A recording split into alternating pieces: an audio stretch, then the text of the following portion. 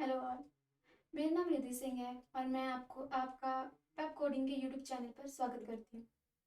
तो हम यहाँ पे एक बहुत ही महत्वपूर्ण टॉपिक के बारे में डिस्कस करने आए हैं, जो कि है कोरोना वायरस का एक नया वेरिएंट ओमिक्रॉन की बात करने आए हैं। तो 2021 जो है ख़त्म होने को है ना, लेकिन एक नए वेरिएंट की डिस्कवरी हो गई है। पैंडेमिक जो है वो ख़त्म होने का नाम नहीं ले रहा है। जो जेनेटिक मटेरियल है कोरोना वायरस का, वो म्यूटेट होता जा रहा है। म्यूटेशन जो है इसके वेरिएंट्स क्रिएट कर रहा है। उन्हीं में से एक वेरिएंट जो है ओमिक्रॉन, इसके बारे में हम डिस्कस करने के लिए आए हैं। तो बेसिकली जो डेल्टा वेरिएंट है वो अभी भी स्प्रेड हो रहा है, इन्फेक्ट कर रहा है। ओके। और यूनाइटेड किंगडम में जो है अब यही डेल्टा के साथ साथ जो है अब ओमिक्रॉन का भी सर्च देखने को मिल रहा है ना। जो वर्ल्ड हेल्थ ऑर्गेनाइजेशन है इस वेरिएंट को वेरिएंट ऑफ कंसर्न कह रही है। और ये जो वेरिएंट है अब देश के बॉर्डर्स को क्रॉस करती हुई हर जगह फैल रही है। तो ये बहुत ही ज्यादा कंसर्न की बात है। तो ये जो ओमिक्रॉन वायरस है, ये जानना बहुत ज्यादा जरूरी है कि ये कितना स्प्रेड कर सकता है, ये कितना ज्यादा सीवियर है एज कंपेयर टू दूसरे वेरिएंट्स। ये जो है, क्या ये जो वैक्सीन हमने लगवा ली हैं, जिन लोगों को लग चुके हैं सिंगल डोज या डबल डोज, या फिर जिन्होंने बूस्टर डोज भी लगवा लिए हैं, क्या ये उनको भी री इन्फेक्शन हो सकता है?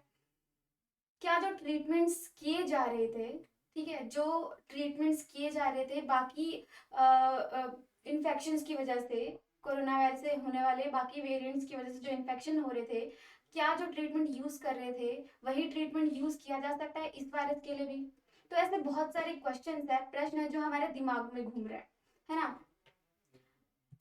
तो बेसिकली अब ये हेडलाइंस में बन चुका है ना, कंट्रीज को क्रॉस कर रहा है, बॉर्डर्स को क्रॉस कर रहा है। और अब तो ओमिक्रॉन जो है वो उसकी टैली यानी कि नंबर ऑफ जो केसेस हैं वो बढ़ती ही जा रही है। तो हमने अल्फा वेरिएंट देखा जो कि 18 दिसंबर 2020 फिर में रिपोर्ट किया गया, डेट ऑफ डेजिग्नेशन, राइट। इसके बाद बीटा, गामा, डेल्टा, और उसके बाद जो है ओमिक्रॉन, जो है ओमिक्रॉन का नाम हम सुन रहे हैं, है ना। जिसे हम क्या बोल रहे हैं, इसको हम बोल रहे हैं वेरिएंट ऑफ कंसर्न। WHO जो है, वर्ल्ड हेल्थ ऑर्गेनाइजेशन जो है, इसको वेरिएंट ऑफ कंसर्न के लिस्ट में डाल रही है। तो क्या है वो कंसर्न? तो अगर आप हिस्ट्री पे अगर आप ये समझने की कोशिश करो कि ये जो ओमिक्रॉन है वो ओरिजिनेट कहाँ से हुआ, तो ये जो वेरिएंट है, साउथ अफ्रीका ने जो है इसको, साउथ अफ्रीका ने 24 नवंबर 2021 को इसको रिपोर्ट किया WHO को। उन्होंने ये बताया कि जो ये वायरस, कोरोना वायरस है, इसका एक और म्यूटेटेड वर्जन जो है वो रिपोर्ट हुआ है, डिटेक्ट हुआ है स्पेसिमेंस में, राइट, बोत्सवाना में। और फिर उसके बाद साउथ अफ्रीका में ये 14 नवंबर को सैंपल्स में डिटेक्ट हुआ है। उसके बाद जो है वर्ल्ड हेल्थ ऑर्गेनाइजेशन जो है, उन्होंने ये जो न्यूज है इसको सब जगह फैलाया ताकि लोगों को पता चले, है ना। तो देखो, अगर आप डेली कंफर्म कोविड-19 केसेस पर मिलियन पीपल देखो, तो जैसा कि मैं शुरू में आपको बताया कि ये जो केसेस है वो क्या हो रही है, बढ़ रही हैं। जैसा कि आप देख सकते हो कि एक जो है एक्सपोनेंशियल इंक्रीज जो है इन्फेक्टेड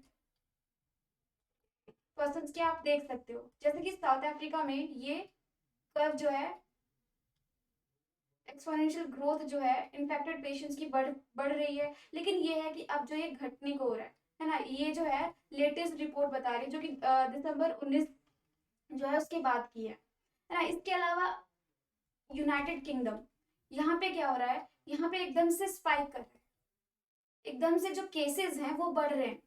तो ये डायरेक्टली क्या इंडिकेट करता है कि इसकी जो जो इसकी स्प्रेड करने की क्षमता है वो दूसरे वेरिएंट से थोड़ी ज्यादा लग रही है ना, बहुत तेजी से फैल रहा है ये। इसके अलावा आप अगर डेथ्स को देखो, डेली न्यूज कंफर्म कोविड-19 डेथ्स पर मिलियन, अब क्योंकि देखो वेव 1, वेव 2, ये देखिए। उसके बाद अगर आप ये लास्ट में देखो रिपोर्ट, तो आपको ये देखने को मिलेगा कि ये जो डिक्रीज है नंबर ऑफ कंफर्म डेथ में, वो घट रही है। ठीक है, ये जो लास्ट दिसंबर है, इनमें जो इन्फेक्शन से ओमिक्रॉन की वजह से जो हो सकता है, उनमें जो डेथ की संभावना है, वो जो डेथ हुए हैं वो बहुत ज्यादा कम हुए हैं। ये डाटा शो कर रहा है कि डेथ जो है, इन्फेक्टिविटी बहुत ज्यादा हाई है, ट्रांसमिबिलिटी बहुत ज्यादा हाई है। ओके, ट्रांसमिशन जो है इसका बहुत ही तेजी से हो रहा है। लेकिन अगर आप इसके इफेक्ट को देखें तो ये देखने को मिलता है, इस ग्राफ, इस डाटा से ये जानने को मिलता है कि जो नंबर ऑफ डेथ हैं वो बहुत ज्यादा लो है as compare to delta variant, जिसकी वजह से बहुत ज्यादा सीवियर कंडीशन जो है वो पैदा हो गया था। और इसके साथ साथ अगर आप हॉस्पिटलाइजेशन को भी देखो, ठीक है, डेल्टा वेरिएंट के टाइम पे क्या हुआ था, बहुत सारे ऑक्सीजन सिलेंडर्स, ऑक्सीजन की डिमांड जो थी वो बढ़ गई थी। तो हॉस्पिटलाइजेशन की को अगर हम मद्देनजर रखें तो आप ये ऑब्जर्व करोगे कि ये चीज भी घटी है। तो बेसिकली ये क्या इंडिकेट करता है, वो हम इंटरप्रेट करेंगे कि ये जो जितने भी डाटा हमारे पास अवेलेबल है, ठीक है, जितना भी डाटा, जितने भी केसेस अब तक आए हैं, उसकी वजह से कितने लोग जो है इन्फेक्ट हुए हैं, कितने लोगों को हॉस्पिटलाइजेशन की जरूरत पड़ी है, या कितने लोग जो है मर गए, इनके डाटा से ही हमें ओमिक्रॉन के बारे में ज्यादा अच्छे से पता लगेगा। तो देखो, अगर आप साउथ अफ्रीका की बात करो, ठीक है, साउथ अफ्रीका की बात करो, तो वहां का जो पॉपुलेशन है वो कुछ 60 मिलियन। ओके, उनमें से कुछ 8,500 लोग जो है करंटली हॉस्पिटल में हैं। उनमें से भी कुछ 1,221 लोग जो है वो करंटली ऑक्सीजन पे हैं, ठीक है, और करंटली वेंटिलेशन पे हैं 229 पीपल। तो ये क्या इंडिकेट करता है? और इसके अलावा जो है, अगर हम हॉस्पिटल्स की बात करें, ओके, तो आईसीयू में जितने लोग हैं, ठीक है, हाई केयर में जितने लोग हैं, उनका अगर हम रेशियो देखें तो वो कम आता है। कि इस ओमिक्रॉन की इन्फेक्शन की वजह से जो भी पेशेंट्स हैं, जो भी पेशेंट्स हैं उनको आईसीयू की जरूरत पड़ रही है, उनका रेशियो बहुत ज्यादा कम है। अगर वो हैं तो किसी इन्फेक्शन के साथ, किसी और रीजन के साथ भी हो सकते हैं, है ना। तो ये जो है डाटा, ये भी साउथ अफ्रीका का ही है।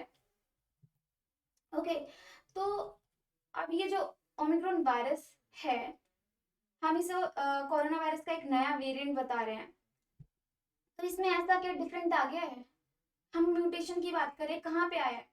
तो जैसा कि ये जो इनका एनवेलप मेम्ब्रेन जो है, आउटर मेम्ब्रेन है, ठीक है, यहाँ पे एक प्रोटीन है, spike protein. Okay, spike protein इसलिए इंपॉर्टेंट है क्योंकि ये इन्फेक्टिविटी में इनकी हेल्प कर रहा है। तो ये जो होस्ट सेल है, जो हमारे अंदर सेल्स हैं, उनमें कुछ रिसेप्टर्स हैं ACE2, उस पे ये जाके बाइंड करते हैं और इंटरलाइज कर हो जाते हैं, हमारे शरीर के अंदर आ जाते हैं। अब अगर इनमें ही कुछ म्यूटेशन आ जाए, ठीक है, और देखो एक चीज और समझने की जरूरत है कि जब हमें वैक्सीनेशन लगती है तो एंटीबॉडीज जो है वो जनरेट हो जाते हैं हमारे अंदर, है ना, एंटीबॉडी जनरेट हो जाते हैं। अभी एंटीबॉडी इसको आइडेंटिफाई करेगा ना, जिससे वो इन्फेक्ट हुआ था। अगर इसमें कुछ चेंजेस आ जाए, मान लो इस पोर्शन के लिए ये एंटीबॉडी स्पेसिफिक है, ओके, और ये इससे जाके बाइंड करेगा, पर अगर यही पोर्शन जो है वो म्यूटेट हो गया हो, यानी कि यहाँ के जो अमीनो एसिड्स हैं उनका सीक्वेंस जो है, जो अमीनो एसिड्स है वो सब्स्टिट्यूट होके कोई और हो, तो इसकी वजह से क्या होगा, इसकी बाइंडिंग एफिशिएंसी लो हो जाएगी। यानी कि ये जो वायरसेस हैं वो हमारे इम्यून को एस्केप कर सकते हैं, है ना। तो ये चीज जो है एक बहुत ही ज्यादा कंसर्न डेवलप करती है। तो CDC जो centre for disease and control prevention है, उन्होंने जो की अमीनो एसिड सब्स्टिट्यूशंस बताए हैं स्पाइक प्रोटीन्स में, वो कुछ ये हैं। ओके, और ये माना जा रहा है कि ये जो सब्स्टिट्यूशन, ये म्यूटेशन है, राइट, वो मोर देन 30 रीजन्स में जो है म्यूटेशन बहुत ज्यादा है ना, as compare to delta variant. तो बेसिकली म्यूटेशन के हिसाब से ये प्रेडिक्ट किया जा रहा है कि इसकी ट्रांसमिबिलिटी जो है इसकी सिवियरिटी जो है हाई हो सकती है। ये हम अभी नहीं प्रिडिक्ट कर सकते क्योंकि अभी भी जो नंबर ऑफ केसेस हैं इतने एनालाइज करने के लिए नहीं है, इतने ठोस नंबर्स देने के लिए नहीं है कि ये कितने ज्यादा सीवियर हो सकते हैं, राइट। तो ये जो ओमिक्रॉन वायरस, जैसा कि हमने डाटा के थ्रू देखा कि इसकी जो ट्रांसमिबिलिटी है कितनी ज्यादा तेजी से स्प्रेड हो रहा है, तो वो हमें देखने को मिला कि बहुत ज्यादा तेजी से ये स्प्रेड हो रहा है ना, बहुत ज्यादा तेजी से ये स्प्रेड हो रहा है। इसके अलावा ये कितना ज्यादा सीवियर है, कितना खतरनाक है ये, इस चीज का अभी पता लगाना थोड़ा मुश्किल है, लेकिन जितना भी डाटा, इस वजह से मुश्किल है क्योंकि अभी जो हमारे पास डाटा अवेलेबल है, ठीक है, वो बहुत ज्यादा कम है। एनालाइज करने के लिए हमें बहुत सारा डाटा चाहिए होता है, पर जितना भी डाटा हमें अवेलेबल, हमारे पास अवेलेबल है, उसमें आप देख सकते हो कि नंबर ऑफ डेथ कम है, नंबर ऑफ हॉस्पिटलाइजेशन जो है वो कम है, पर प्रेडिक्शन पूरी हाई है सिवियरिटी हाई होने की। वो क्यों? वो कुछ इसलिए कि हम बात कर रहे हैं कोरोना वायरस जो है उसके स्पाइक प्रोटीन में म्यूटेशन की बात कर रहे हैं। बहुत सारे म्यूटेशन आए हैं, है ना, हम मोर देन 30 की बात कर रहे हैं। तो इतने म्यूटेशन की वजह से एक चीज जो हुआ है, वो वैक्सीन कितना ज्यादा इफेक्टिव होगा, या फिर अगर नेचुरली वो इंसान इम्यून हुआ है किसी वायरस वेरिएंट की वजह से, वो ओमिक्रॉन पे इतना इफेक्टिव होगा या नहीं, इस वजह से ये थोड़ा सा सिवियरिटी, ये कंसर्न जो है वो बन गया है ना। तो बेसिकली ये इम्पैक्ट करेगा हमारे वैक्सीन इंड्यूस्ड इम्यूनिटी पे, या फिर प्रीवियस इन्फेक्शन की वजह से जो इम्यूनिटी डेवलप हुई थी उसकी वजह से। तो सिम्टम्स की बात करें तो जितने भी केसेस अब तक आए हैं, सिम्टम्स वही पुराने कॉमन कोल्ड जैसे सिम्टम्स हैं, ओके। लेकिन और सिम्टम्स तब देखने को मिलेंगे जब हमारे पास और ज्यादा डाटा होगा, है ना, तभी जो है बहुत ही कॉन्क्रीटली कहा जा सकता है कि ये जो वेरिएंट है ये बाकियों से अलग है। तो और क्या ऐसे सिम्टम्स आ सकते हैं इसमें, है ना, ऐसे लोग इन्फेक्ट होंगे तभी जो है और ज्यादा डाटा एनालाइज करने के बाद पता लगेगा कि और क्या डिफरेंट सिम्टम्स जो है इस वेरिएंट की वजह से आ सकते हैं, ओके। तो अगर हम इंडिया की बात करें, ओके, इंडिया की बात करें तो कुछ कंफर्म केसेस जो है वो बढ़ी है, तो बढ़ रही है क्योंकि डेल्टा वेरिएंट जो है अभी भी स्प्रेड हो रहा है ना, अभी भी प्रेजेंट है। अब साथ में ओमिक्रॉन वायरस जो है उसकी वजह से इन्फेक्शन जो है बढ़ रहा है, और ये नंबर्स जो है इसकी टैली जो है दिन प्रतिदिन बढ़ती जा रही है ना, तो ये भी जो है इन केसेस में कंट्रीब्यूट कर रहा है, ओके। इसके अलावा अगर आप देखो कि इंडिया में कल तक जो है इंडिया का ओमिक्रॉन केस काउंट जो है वो कम से कम 171 था, ओके, 171 से ऊपर है। और सेंट्रल स्टेट ऑफिशियल्स ये बताते हैं कि जो सबसे ज्यादा ओमिक्रॉन के केसेस है ना वो महाराष्ट्र में रिपोर्ट किए गए हैं, महाराष्ट्र में रिपोर्ट किए गए, उसके बाद जो है दिल्ली में, उसके बाद राजस्थान में। तो धीरे धीरे करके बहुत सारे लोगों में ये ट्रांसमिशन होता जा रहा है, और ये बहुत ही छोटे टाइम स्पैन में हो रहा है। तो बहुत ज्यादा इम्पोर्टेंट हो जाता है कि सेफ्टी को जो है फर्स्ट आगे रखें, है ना, सेफ्टी को जो है आगे रखें, ये बहुत ज्यादा जरूरी है। इसके अलावा बहुत सारे ऐसे क्योंकि पैंडमिक जो है वो करीब 2 साल से भी, 2 ढाई साल से भी ऊपर जो है उसको हमने सहा है, हमें जो है पता है प्रिकॉशंस कौन कौन से लेने हैं, किस किस तरह के प्रॉब्लम्स जो है वो आ सकते हैं। तो तैयार रहना जो है वो बहुत ज्यादा जरूरी है। सारे प्रिकॉशंस जो दिए गए हैं डब्ल्यूएचओ ने, जितने भी गाइडलाइंस जो है प्रोवाइड की हैं, उन सबको फॉलो करना जो है बहुत ज्यादा जरूरी है। तो इसी नोट के साथ जो है मैं यहाँ पे खत्म करती हूँ कि आपको सबसे पहले सेफ्टी को जो है अपना आगे रखना चाहिए, ओके, सेफ्टी को जो है आगे रखना चाहिए, और उसके बाद ही कुछ और होना चाहिए, राइट। तो thank you so much for listening to me and, और आपसे एक निवेदन है कि पेप कोडिंग जो है वो सीबीएसई जो 11th एंड 12th के स्टूडेंट्स हैं उनके लिए सभी सब्जेक्ट के कोर्सेज जो है वो अवेलेबल करा रही है। तो जाइए और उसको चेक कीजिए, नाडोज पे अवेलेबल है ये, nados.pepcoding.com पर जाकर आप चेक कर सकते हैं। ओके, 11th और 12th के कंटेंट जो है बायोलॉजी, केमिस्ट्री, फिजिक्स, मैथ, इन सब के अवेलेबल हैं।